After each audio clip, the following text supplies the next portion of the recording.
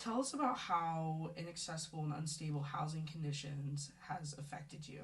There's a lot of understanding out there already about how inaccessible or unstable housing affects people as far as like their education and their health and their overall well-being and development. All that applies to me too. But something that I don't know I've ever heard talked about is just the way that housing affects your identity. A core question when you're getting to know somebody, or even when you're thinking about who you are, is like where you're from. Not having any kind of stability during like that sort of formative phase of your life where like you're growing up, and when people ask you like where you're from, or even just like a place you can identify with, really like affects you in a lot of ways. It's a lot. I think it makes you a lot more vulnerable when you have that like kind of like hole in your identity to where you're trying to figure out where you belong. Like we're talking about identity, and while I was incarcerated, a big part of like who you are while you're incarcerated and navigating that experience, you get asked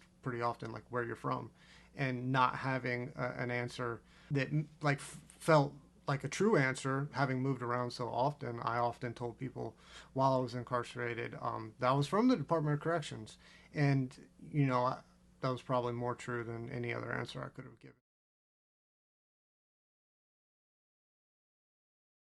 I do feel, home. And it's just been an incredible opportunity to like stop and focus. And, I'm working on my education and I'm working, but more than that, like really for the first time in my entire life, I feel like I can be, somewhere. During incarceration, like such a huge part of the system is set up in such a way as like you have no control over so much of your life in so many aspects. Specifically around your housing, you have no control over where you're going to stay within the system. They move you from facility to facility.